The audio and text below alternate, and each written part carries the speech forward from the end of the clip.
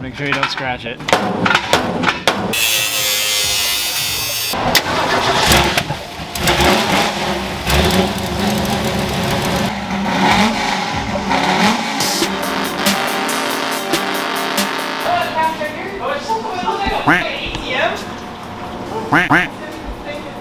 Can't get anything done around here. Alright, so what's going on? Welcome back to the channel. We're going to be working on the F100. The first thing I'm doing is taking these hideous slicks off because they drive horrendously. You can cut back to the footage and watch it like rip the wheel out of my hand. Andrew was actually filming it. Oh, this thing drives horrible with these tires, man. Does not drive straight at all. So yeah, we're gonna fix that. So the first thing we're doing is swapping back to the old radial tires. They're not gonna hook at all with 500 horsepower, but at least it'll drive straight. And yeah, cooling system, belts, fuel system. I'm gonna pull the dash back off, a couple of things, just kind of wrap everything up so I can start taking it to car shows. I got catch cans, valve covers, tons of other crap I gotta do. So let's get into it. Brand new jack. Oh no. $1,000 impact with my $2 Harbor rainbow sockets. It's the way to do it. Impact rated. Never blown one of these up. This is the thing that sucks about having a tiny shop is nothing fits anywhere. Okay, that's a rear. Should I be like one of those kids, Andrew, and just like that? Yes. Does that look better? Hold on. Dang. Is that the way to do it? Is that what you young kids like? Big Stance Nation guy? I think it would look good if you had like a slight camber. It does have a slight camber. This truck has 6 degrees of caster and 4.5 degrees of camber. With a stock F100 front coil, and you cut a coil and a half off of it, it drops, so the radius arm grabs the beam, and as it cycles back, it puts caster into the beam, and it also slides inward and puts camber, so they kind of wrap like that. So naturally you'll have camber and caster if you lower these trucks. So a lot of these guys go to Crown Vic front ends because, oh, I couldn't get enough camber, I couldn't adjust camber, this, that, and the other. You adjust all that with the spring, the right side of the truck. Now obviously, unless you do a drop beam or anything crazy, you can't necessarily go to the specific height, but you can get extra, you know, you can get the number, it just may not be the right height you want, but you can't get it. Now maybe I should. Okay, it's just gonna stay there. It's fine. We're gonna do my worst attempt at a NASCAR picture, ready? Well, that race team's in last place now. Just make sure you don't scratch it. Oh wait, I missed. Let me go back up again.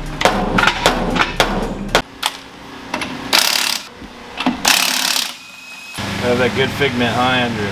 Yes. Can't have dirty figment. No, we call it, you know what we call that? Figment. You can guess what that stands for. Very nice. Very nice, I like it. Oh, wait a minute, check this out. Not really worth it. Oh yeah, it doesn't fit at all. How's it look?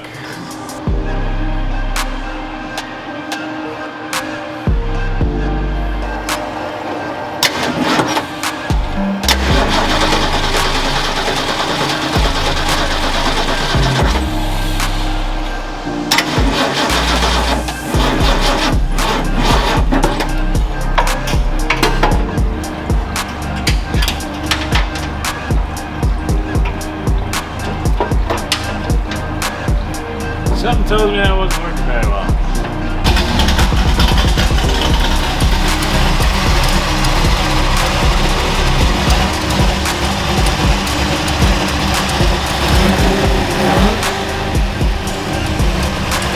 Before we get too far in today's video, I want to let you guys know that our F100 engine tee is back in stock for the final time. If you guys did not grab yourself an F100 sticker or the t-shirt or the tank top, all 3 in every single size are back in stock right now. So go down in the description, click the link. I'll have it in the comments as well. You can check it out. Everything that you guys grab helps support me and it goes right back into the builds. And I'm working really, really hard to get some new designs for you. So don't miss out. This will be the last time that I restock this t-shirt. We also have a brand new tee for this car. We have a decal as well as the t-shirt, both of which everything is back on the website right now in stock. So go ahead right now and go down in the description and grab yourself something. It supports me tremendously. If you guys have ever wanted to support me in any way, shape, or form, that is the way you do it. Go down in the description, 909speedcompany.com. That's where you can grab my merchandise. It's made and produced by me locally in San Diego. It's all supporting local businesses. At the end of the day, supports me in the build. With that being said, I really do appreciate you guys. Head down in the description, grab yourself something. Alright guys, next thing on the chopping block for the F100 is to finish up the fuel system. So we have a bunch of new Earls and Holley products from the guys over at Holley. And look, check this out. They got gold. Got some black and gold to match the rest of the engine. It's gonna look really good. So this is the last thing on the fuel system. You guys remember in the last video, we went ahead and put a Holley HP 125 black fuel pump in it. This thing kicks ass. It's badass. It's very quiet. Which is probably my favorite part about it is the previous old pump, probably a 10-year-old design, even more than that, maybe 15-year-old design, very loud. This new Holley HP pump, put that thing in, flows even more fuel than the previous one, and it's really, really quiet, which is nice. So clean the rest of the engine bay up, make everything nice and tidy to get rid of unwanted heat. You guys are probably familiar, you go to like Napa or any parts store, you can get these copper and brass fittings. Not copper, just brass fittings. These are heat magnets. These will trap heat in the fuel system. This is just what I had to work with back when I built this truck forever ago in my driveway. So we're gonna be going ahead and change that now. So stuff like this can crack, it can fail, and this is a source of heat. It will create heat right there. So you can see we have some Heatshield Products stuff in there. We're gonna be redoing that as well. But all new stuff is gonna go on this, and I cannot wait. It's gonna look really, really good. So I'm gonna go ahead and get all this stuff off and run the new system entirely, and it should go ahead and come out pretty good. So I'm pretty excited. We're gonna have a lot of nice black fittings, as well as the gold accents, which will go really, really well on this engine. So let's get into it.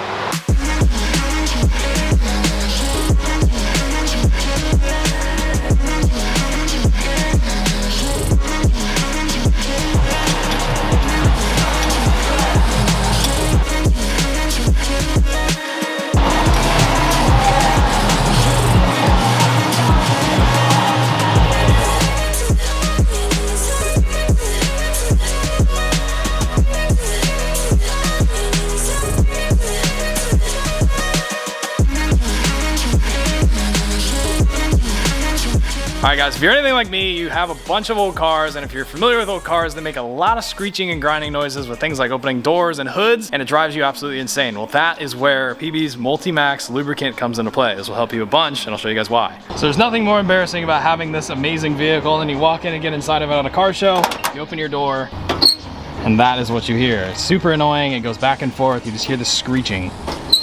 Oh gosh. And that is where this stuff will come to help you. We're gonna go ahead and adjust our Pro Strata to the correct amount we wanna use. Go ahead and drop it in the door jamb and apply like so. Super simple. Now when we go ahead and open this door, it will make zero noise. As you can see, none anymore. Open it, close it, it's not embarrassing anymore. So look at that. PB Blaster has been the #1 selling penetrant inhibitor since 1957. If that tells you anything, they know what they're doing. The Multi-Max lubricant makes quick work of any sort of squeaky door or hinge. All you gotta do is adjust the Pro Straw, apply where necessary, cycle it a couple times, and you're good to go, just like that. That took me no more than 20 seconds to do, and I don't have to worry about having a squeaky door anymore. So I recommend trying Multi-Max for yourself. You can pick it up at a bunch of different local hardware stores and automotive stores. I also have a link down below for you guys to check out the wide range of Blaster products. They make a lot more than that, all the way from their classic PB penetrant from Multi-Max to garage door lubricants and more. You guys can check all that stuff down in the description. So that being said, I wanted to give a massive shout out to Blaster for working with me again on this video. I use their products every single day in this shop, and without them, my projects would make a little more noise and wouldn't function quite as smoothly. So with that being said, I wanted to give a massive shout out to Blaster. Let's get back into the video. Alright, so this is kind of where we're at.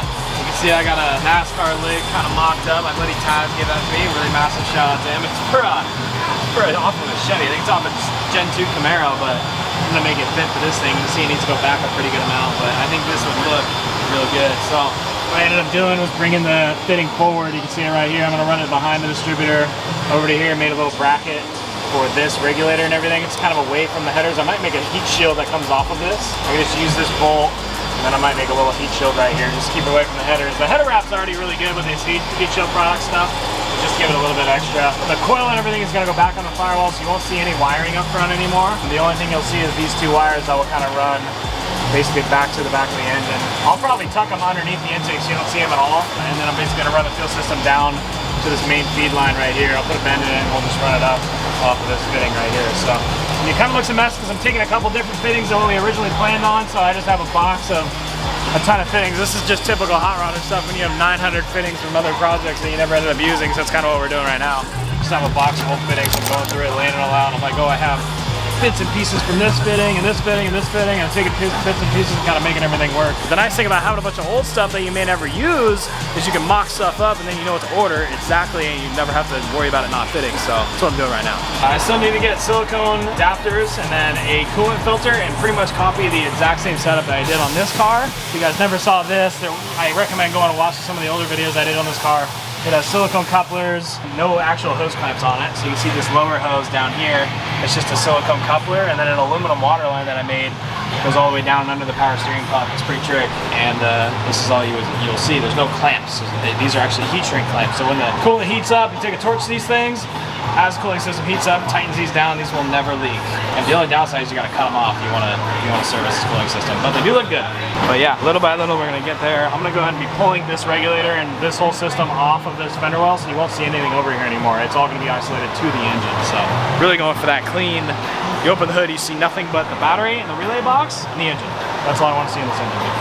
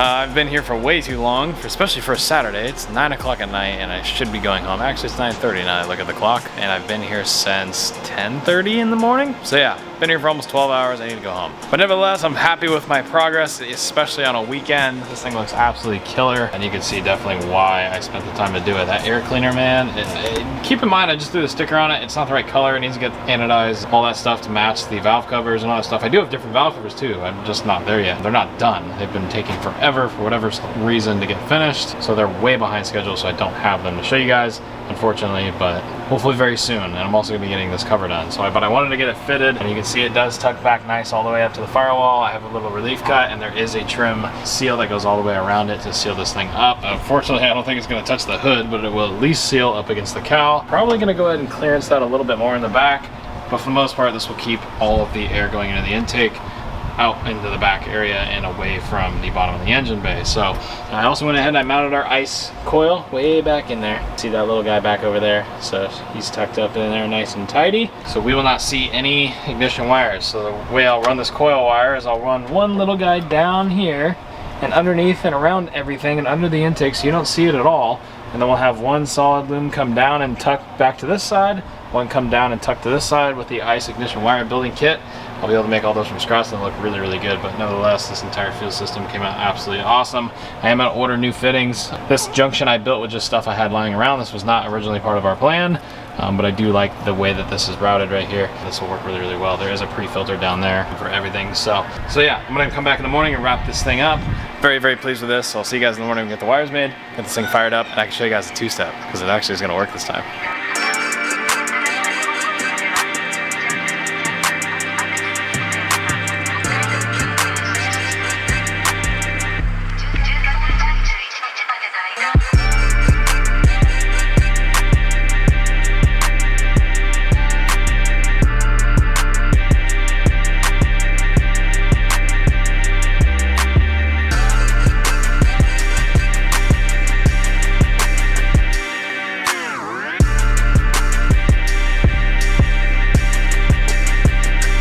Alright guys, got the wires all ran. Everything is made with zip ties. I don't have all the right stuff yet, but this will work. Look how freaking sick this looks. All the way around, we got the coil wire ran in there. Look at that. Look how slick that is. Like that? Yeah, I like that too. That's pretty dang good. So I'm gonna clean them up a little bit more later, but for now this will work. So I'm gonna go ahead and fire this thing up and make sure that it actually does what it's supposed to.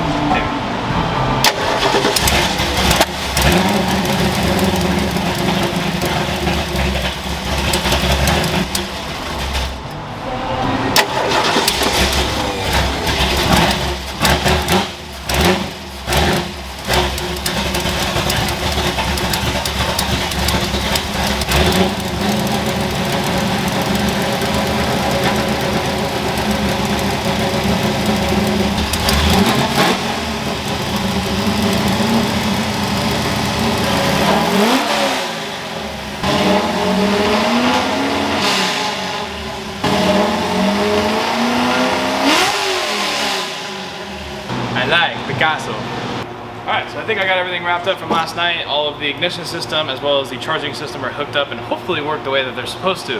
So I guess let's test it.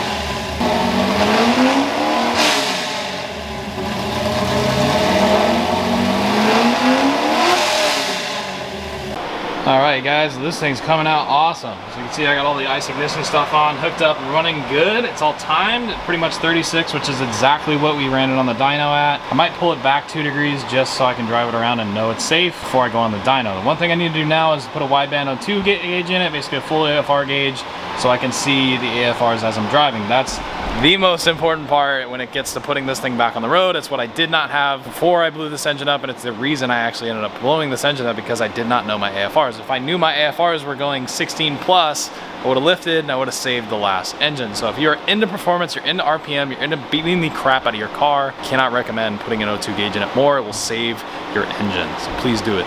All right guys, so the last thing on the list is to install our AM AFR gauge. So you can see this is pretty much the exact gauge I use. There's your part number if you need it right there, if it'll focus. There's your part number right there if you need it. And this is my favorite AFR gauge I've used. I use it in the Fox body and I love it. And I liked it so much that we're gonna put it in this F100. Look at how awesome this gauge looks. So I've always liked their gauges, the styling, the digital. It has a ring that goes all the way around it. It tells you exactly where it is. It's colored, so it goes from green to yellow to red, so I know exactly where I'm at. Even if I can't see it, I can only see it in my peripheral, I know where I'm at. So this thing's super awesome.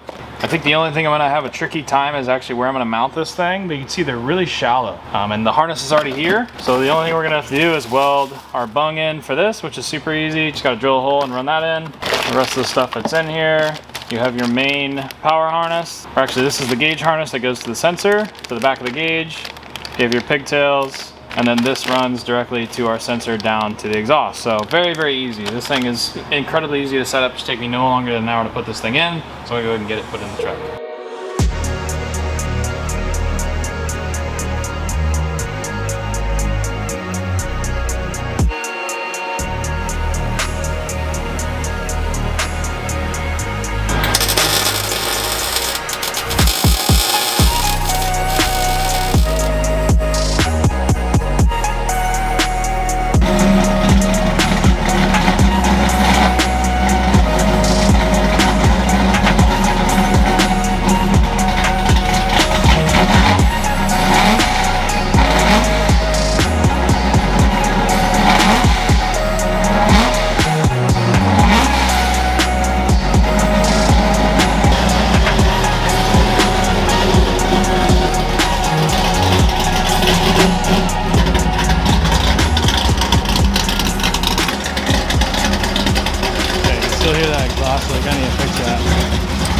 I just got the gauge just kind of tossed in there. Yeah, it looks like I need to richen up the idle circuit a little bit. You can see my ignition box, everything's just kind of, I still need to clean a lot of stuff up, but it is working. You can see everything's, for the most part, functioning the way that it should.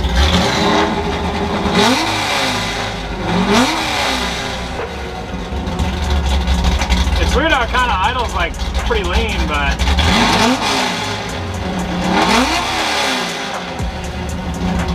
like it's still good. Okay, we have a belt now, that's pretty rad. That Holley Performance belt's looking pretty good, working good. Yeah, overall this thing looks badass. So I gotta run test cam, and a couple other bits inside the engine bay, tidy up all the wiring from the AFR gauge and work good. You can see the AFR button down there. They're pretty easy to run, so I recommend doing one. It took me about an hour to put this thing in, but damn, this thing looks sick. Look at that. Isn't that badass?